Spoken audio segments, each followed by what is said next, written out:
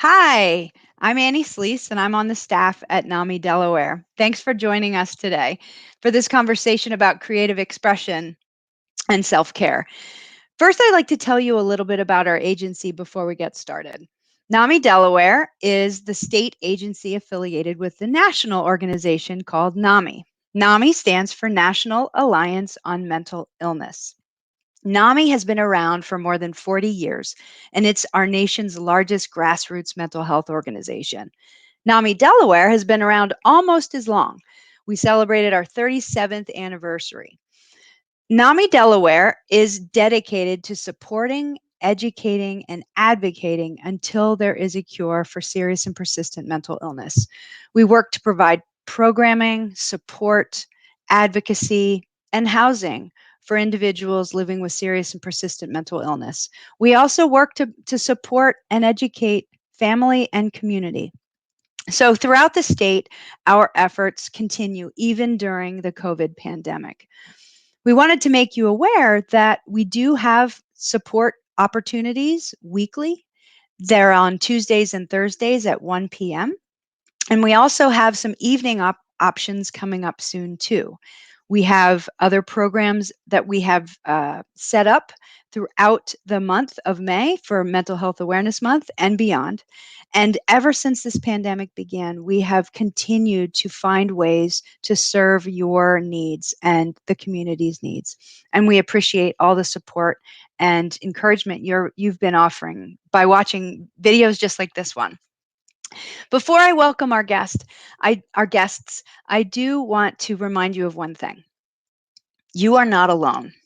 What we're talking about today is meant to inspire you and to hopefully lead you to some creative aspirations that maybe you hadn't considered before. But let's face it, this pandemic is something none of us has ever experienced, and we really don't know what to expect. So we want to make sure that you feel supported. There is a crisis text line we want to make sure you know about. You can text 741-741 from anywhere, 24 hours a day, 7 days a week, and get connected to someone who can provide you support. You also can reach out to our helpline. It's not a hotline, so it's not designed for crisis specifically, but it's designed to help provide you resources and referrals should you need them. So, without further ado, I want to welcome our two guests today, Dr. David Teague. He is an author and a professor of English at the University of Delaware Associate in Arts program, and Michael Kalmbach, who is a visual artist and the founder of the Creative Vision Factory, which he now also directs. So, welcome, Michael and David. Hi. Hi. Thank you. Hello. Hi. Hey, thanks for Thanks for being having us. with us. What do you think of this format? It's pretty cool, huh? I think it's awesome. Yeah. Well, thanks for being on with us today. So, we're talking about creative expression, and who better to ask than two artists right here in our state.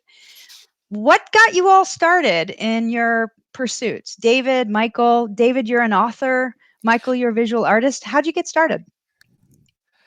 Well, I got started when I was about 4, um, and I clearly remember where I grew up, all the kids wanted to have their names on the back of a Dallas Cowboys jersey, and I wanted my name on the back of a book.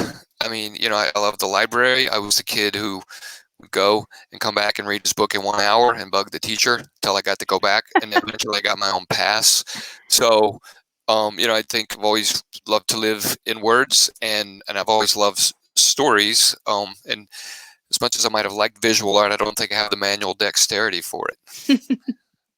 So, at the age of 4, huh? Are those Yeah, book titles behind you? yeah, a couple. There's Saving Lucas Biggs. There's a shot from one of my picture books, Billy Hightower. There's a cover of Franklin's Big Dreams, and that's my wife's first novel. The first novel, her first novel is Love Walked In, and I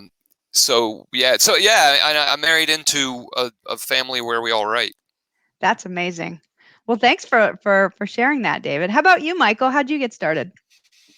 Well, I wanted to be the shortstop for the New York Yankees, and Derek Jeter kind of was in front of me there. Um, I was always an artist, always a maker, but it was definitely reinforced. My mother really exposed me to a lot of the arts, took me to museums, and the famous story that she likes to tell is the first time she took me to the National Gallery.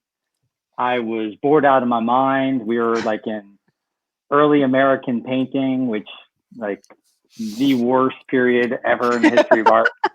And a security guard came up to me and said, you should tell your mom to take you to the baseball game. And I was like, exactly. And my freshman year of college, my first museum trip to the Metropolitan Museum, that night I got home late and called my mom and thanked her for taking me to the museum. Yeah. Oh, that's awesome. So it sounds like you come from a family who appreciated art as well. Oh, big time. Big time. My grandmother takes all the credit. The Powers family is where all the talent resides.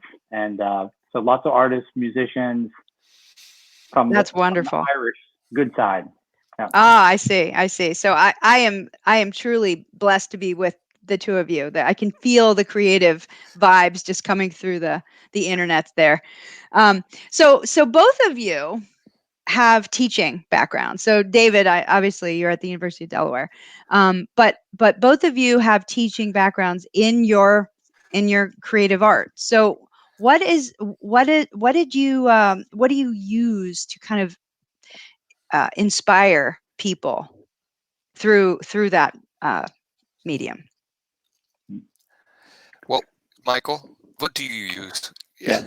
Well, I'm a firm believer that you have to meet people where they're at, and you have to start with their interests. If particularly in the arts, if you're ever bored by any of these ideas, you got to find new ideas. And I think it was a Willem de Kooning quote that said that in art, one idea is as good as another. Just pick something and get moving. And I think for me, early engagement with artists, I know that I really appreciated the space that I was given from some early teachers. And a big figure for me was my high school art teacher, Mr. Minnick. I also had him in junior high. And so he followed me. I went from junior high and went back to the high school. I had him all through high school. But he was also a teacher that had my my uncle and my aunt in class. He knew the whole family. And when I was in seventh grade art room, I was working on a project, and this kid, Clint Iller, who's now a French teacher in my high school, looked over at me and said, Michael, you should be an artist. And Mr. Minnick was over my shoulder and said, Clint, he already is. And oh, wow. It was literally from that moment that I never thought of anything else. Like I was just on this path. Yeah, that's my path. And he never really looked back.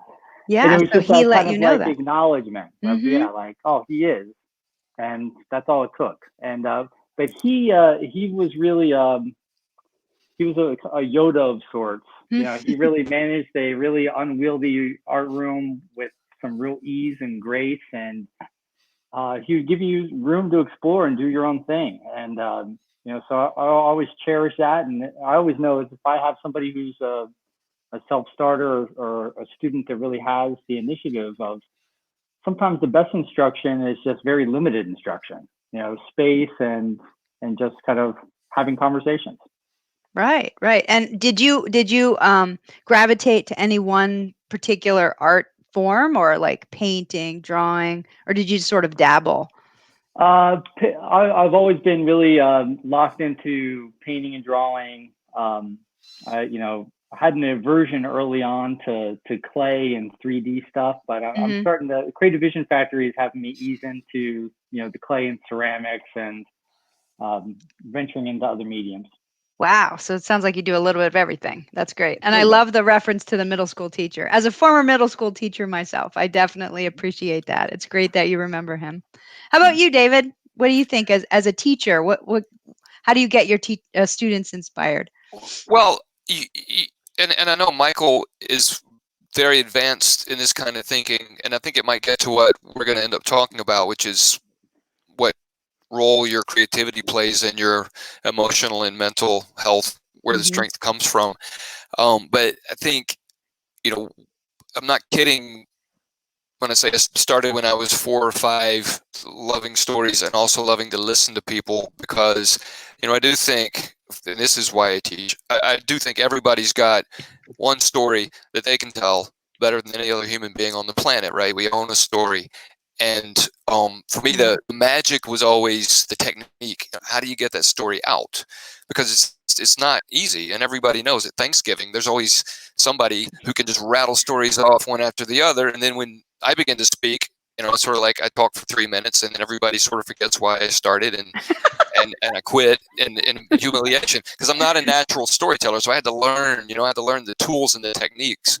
So I think the reason I love to teach creative writing, especially, but all of literature, is because it's just an opportunity to put all these tools in front of people, to put all these opportunities in front of people. So what kind of story are you going to tell? Will you tell it in nonfiction? Will you create character? And I love poetry. I write poetry. So I wonder if you might want to use a ballad or a sestina or a sonnet. So what's really fascinating to me is, and the challenge is to get the proper tool in front of whoever I'm talking to, so that they can tell that story. Maybe the one story they own, or some people have 1,000 stories inside of them. But that also gets to what I think really empowers students: the sense of dignity, a sense of agency. And the thing Michael and I did talk about, behind your back before we got on, this idea that you can create a part of the world that you own, that you're the emperor of. It's your story. It's your creative place. It's the poem you go back to day after day. It's the novel you go back to year after year. It's the painting, and I've seen Michael work. I've had the privilege of being in his magical workshop and seeing his tools and his paint, his masking tape, his canvas. And I think it's a way to claim a part of the world and have agency, to be proactive, to own something. Even for a lot of my students who own very little, right? Mm-hmm. And I know Michael knows many people like this too. So that's what the cool part is, to find the right gift, find the right tool to hand somebody. And sometimes you show a kid, maybe a third grader, how to write a really complicated verse form, like a sestina, where you have 6 words and they go in a certain order. This kid just gets it, because you've magically found the thing that frees up this person to own a part of the world and own part of language, right? Which also is, the one thing, if you ask me, that's our primary tool. At least mine is. And and so I don't really feel like I ever teach anybody anything. I never have. I've just showed people things that I like, and luckily, eventually, I'll find one that we both like, right? And then we're good. Right. Well, I think what you're saying is so inspiring, really, because it allows people to take ownership for themselves where they're going. And I think you're right. As teachers, you're providing the tools and the opportunities, right, for creation, however your students may take that. So let's transfer that kind of conversation into what we're going through right now. And how can we take your skills, both of you, and how can we sort of be inspired by your ideas in this pandemic that we're in right now? And think about the people viewing this video who are members of the community. They might not be in school. They might not have considered themselves artists or authors, but maybe they want to dabble in some sort of creative outlet. What would you say to them? Well, I would really encourage to try anything and to keep getting into something until it feels right. For me, what's been fascinating is that this period of time, I started off the stay-at-home orders, actually engaged in a really intense kind of housing initiative to try to get our unhoused members at the Creative Vision Factory placed in the hotels. And right. Talk a little bit about that. 4 weeks of some really intense work. It felt like being like in a battleground or something. Like the communication was just breaking up everywhere. Nobody really knew what was going on, and really quickly a whole bunch of different people started to collaborate, and we started to get some movement. However, when I then transitioned to working from home off of that really intense exchange, which was also like preceded by like 3 months of pretty intense work at the Creative Vision Factory, working with a lot of trauma and a lot of hardship walking through our doors. I haven't had the luxury of just having some time and some a quiet space to like contemplate and to be in the studio and to, it took me a while to get comfortable with how oddly quiet and supportive and calm and predictable my studio space was waiting for me. And I think I mentioned this to you, Anne, like when I started doing my work then from home, it was a really, it felt like a boundary trespass. I was like, wait a minute, like this studio for me is a sanctuary. I usually get away from a lot of the intensity of my work at the Creative Vision Factory in this space. Now all of a sudden, I am, in the studio, but dealing with work stress. And I found myself doing a lot of drawing and doodling on notes. And then next thing you knew, I just got right back into this doodle practice that I used to use at the Creative Vision Factory on the floor all the time. I have a little like sample one right here. Oh, wow. And, is that just pen? So That's just pen? These are just pen, yeah. Wow. And so like, what I'll do with these is that I'll just kind of create a little pattern and move around, and it's a real meditative process. And and so I find if I'm in a Zoom meeting or if I'm watching something, I can get started on these things, and I don't really have to have a plan. I just always make sure that I have one available. And a little kind of operational hack of my studio practice that I would share with anybody is make sure you don't finish anything too fast. Start multiple things at the same time. Make sure that you have something that you can kind of jump into. And it could be as simple as just like a quick sketch on the back of a notebook that see where it goes. And I really feel like I remember when they first came out, I remember being a little bit too cool for them. But the adult coloring books, like there is nothing like just being in that kind of present body awareness of putting pencil to paper, especially if you're filling out one of those really colorful mandalas with, you get into it and you really start to let go of that worry of what is going to happen next, all this uncertainty. And, just this morning on 10% Happier with Dan Harris, he was talking with some researchers around, just managing all the uncertainty and worry. And one of the researchers mentioned that, being able to get into some flow states is probably the best way to pass time in a realm where there's so much uncertainty. And she was flow state, that's like mindfulness kind of, can you? Yeah, sort of. So like not exactly tied to like a mantra or a breathing exercise, but you often will hear it connected to people, performers, maybe golfers, athletes involved in an activity where they just kind of start to lose track of the amount of time. And that's what these doodle cards for me have always been that. But then too, they can also get like really playful and like kind of get like all over the place. This is a really wild one. This is actually drawn on a piece of U.S. Senate stationery from Senator Orrin Hatch. So something tells me that that's probably the most colorful thing that ever came out of that guy's office. But so I really, oftentimes I think the best thing about those exercises is that, I don't really have a destination for those works, that it really is just the process. And, if I don't like it, throw it out and make another one. And I love that you said don't finish. Don't finish too soon. So basically just leave the cabinet doors open for a while, right? So that you can go back to it and not decide whether it's finished or not. That's great. Thank you. David, what about you? I can see your brain just churning right now as Michael was talking. Yeah. Well, I mean, what Michael said, you own your own your moment to create, your space to create, and you take it at your speed.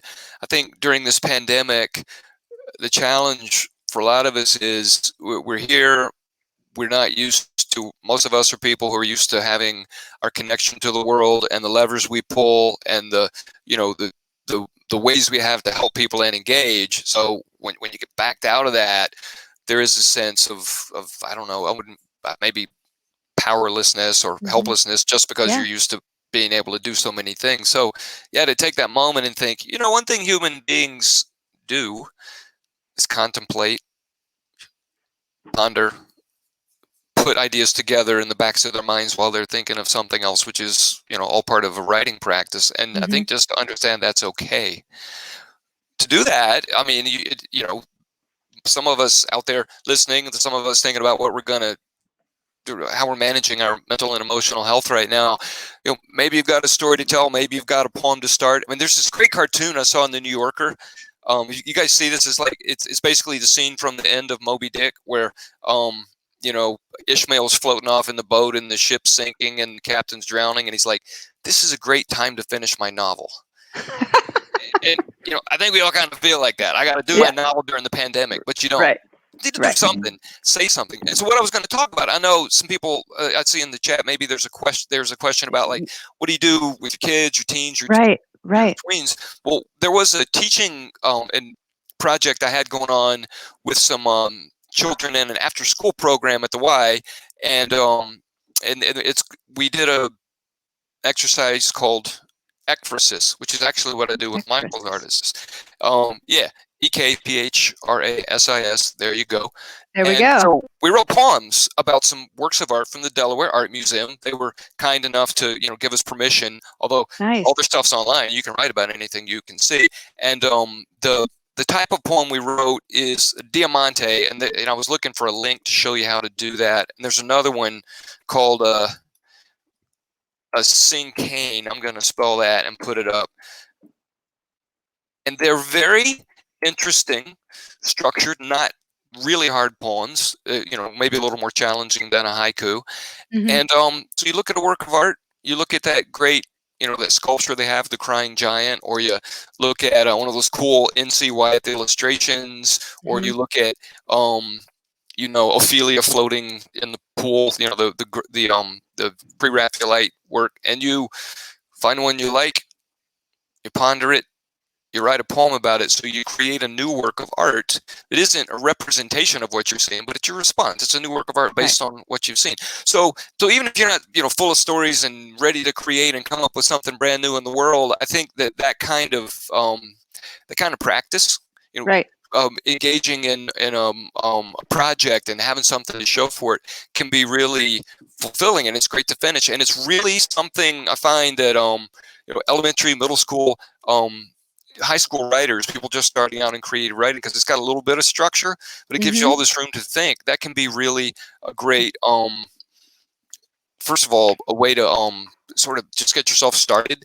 But it's also an amazing way to experience art, because we went and saw the live artists at Creative Vision Factory, and I guess we could work with them online too, but I use the Delaware Art Museum's collection. So that's that's a thing. I think to get bigger, I really think what we can do right now in visual art, in written word, and you can dance, you can do anything that actually captures how you feel. I think it's important right now to commemorate, to document, to record what we're doing, what we're going through, and to memorialize, to honor, the experience we're having, as hard as it is. And I don't know how I would say to do that. You can keep a diary, you can write short stories, you can write poems about it, you can draw it. But I do think it's part of my practice right now is to, try to do justice to the amazing, to the, the beautiful, the bravery, the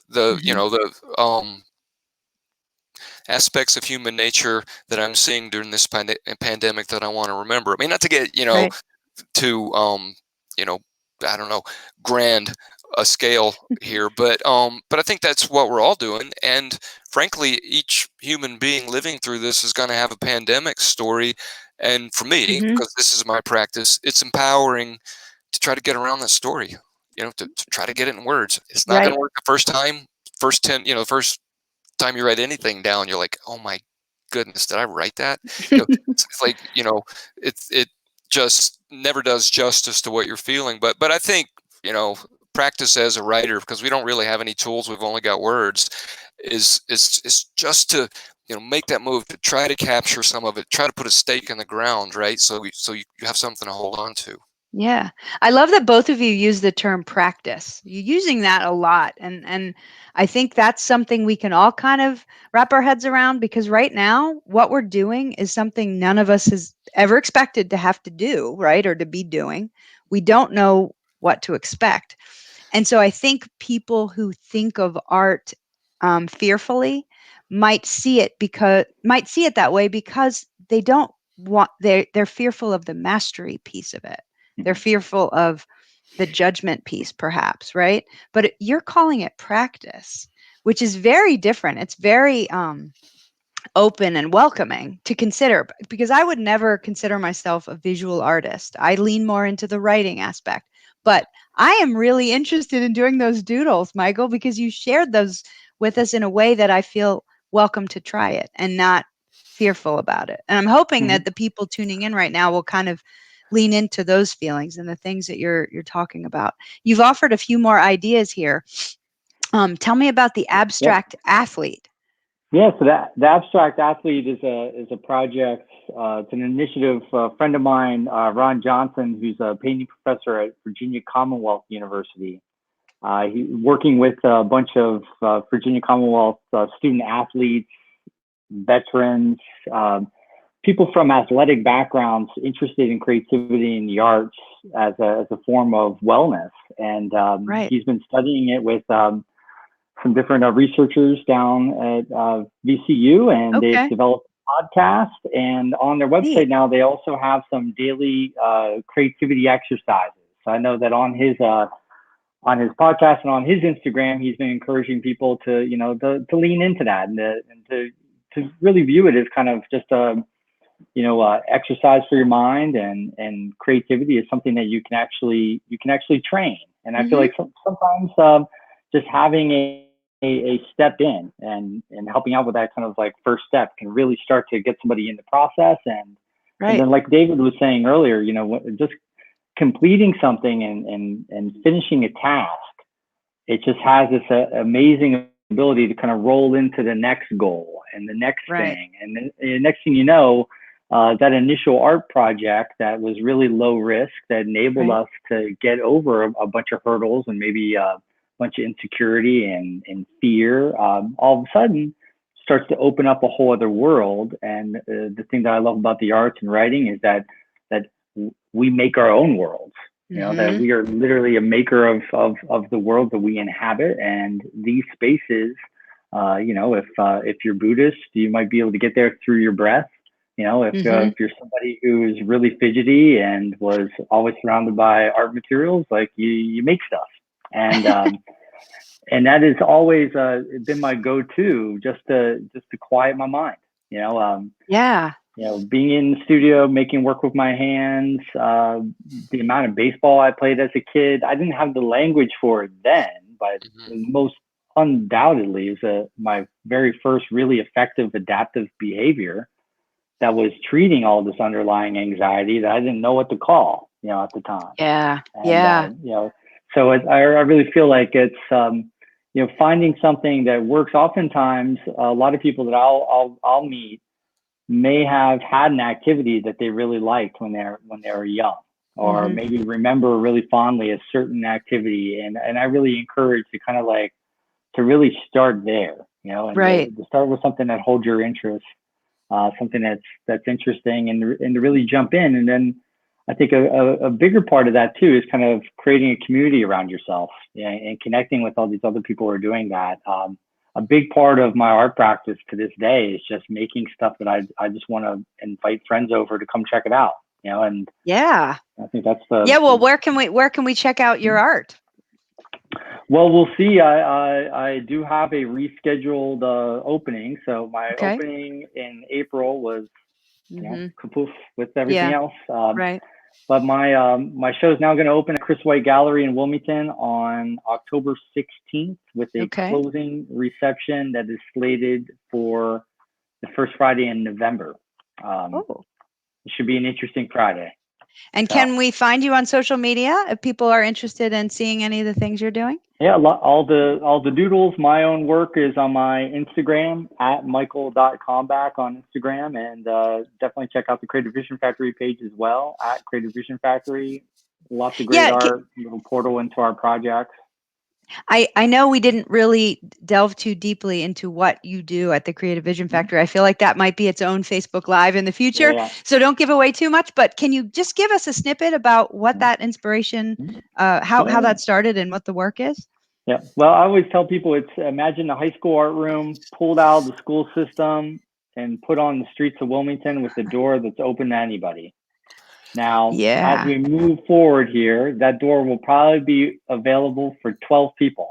Yeah, exactly. So we're working apart, on plans. Right? Yeah, we're working on plans as to how we're going to do that stage reopening. But we are funded through the Division of Substance Abuse and Mental Health. You know, our primary concern is working with individuals on the behavioral health spectrum who want to find community and make art together. But really, anybody's welcome to come into our space, and we really feel that, you know, community inclusion is really about, you know, coming together and hanging out and sharing with one another, and just really holding space and being together. Great.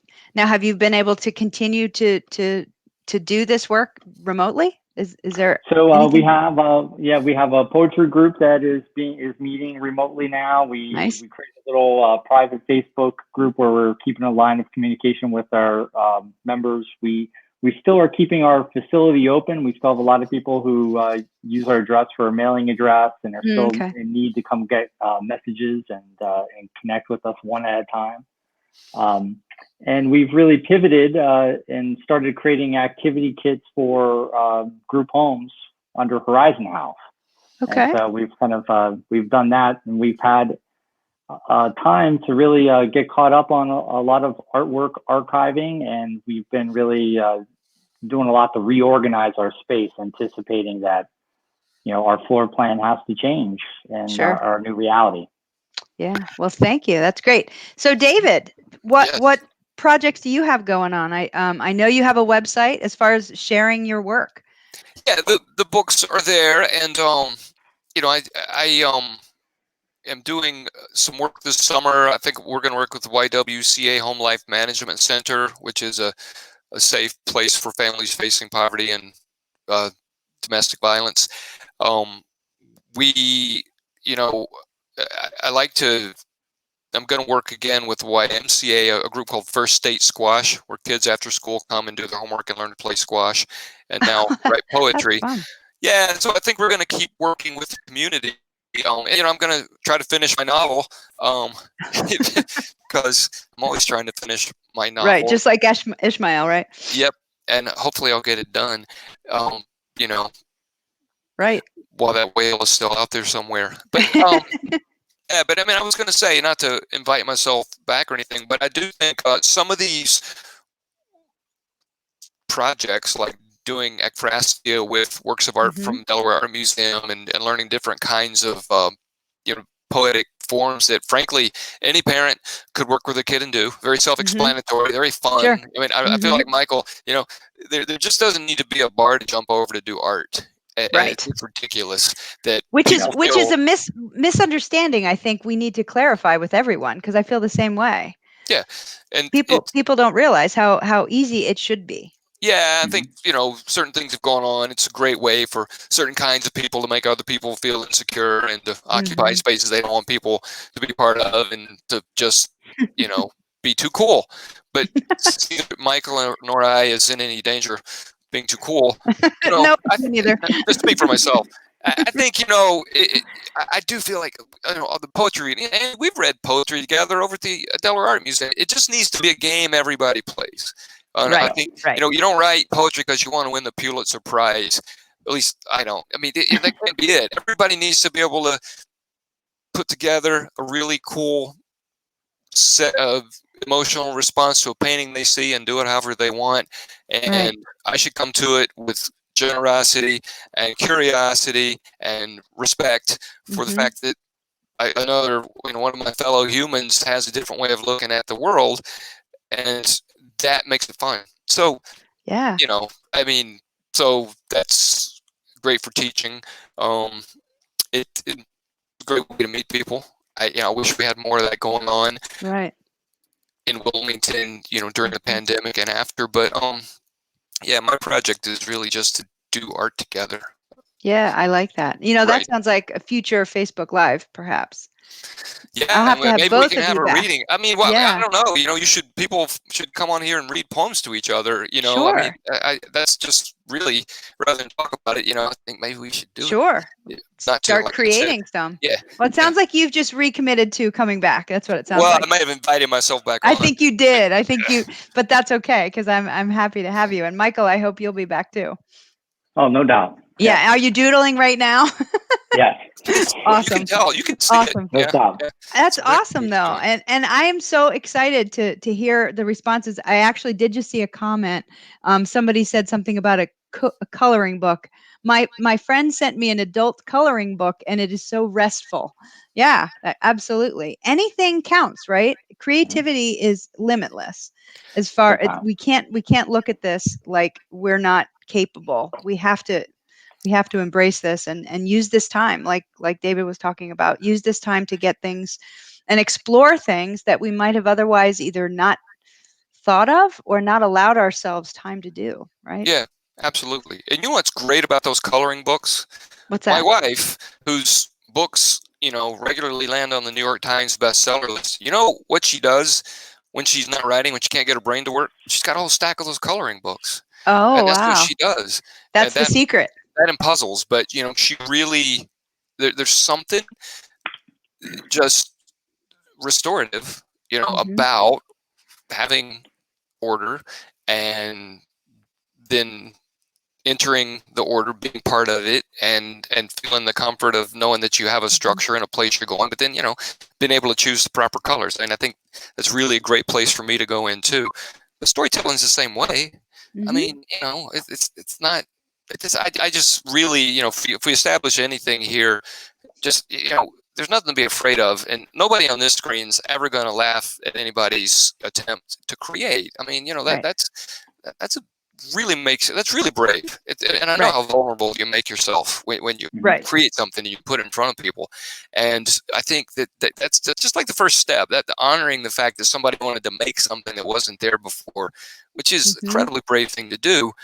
That is, it's its own reward, but Sure. also, we should feel honored to be invited in. I And always you know feel like what? that. I think too that we can look at this practice as a way just for us to honor our own work and not, Yeah, if we don't want to share it, we don't have to, right? absolutely. Yeah. As a self-care practice, we can explore these creative outlets and decide whether we want to invite other people in to see them. Hmm. And that's another step people could choose to take or not to take as they wish. I feel like Yeah. that's an important message too. I think that sometimes holds people back because they aren't sure how people might respond, but they have to realize that they don't have to share it with anybody if they don't want to. Yeah. But certainly this group is clearly going to be welcoming to view anyone's work with respect and love, and that's what I've felt this whole afternoon as we've chatted. All right, well, I don't want to keep you all from the work that I know that you're doing. Yeah. Thank you so much for joining us, and I hope that we can have you both back really soon. Anytime. Thanks Thank you. everybody for tuning in, and we'll see you next time. Yeah, I appreciate the comments. Thanks, everybody. You bet. Thank Bye. you.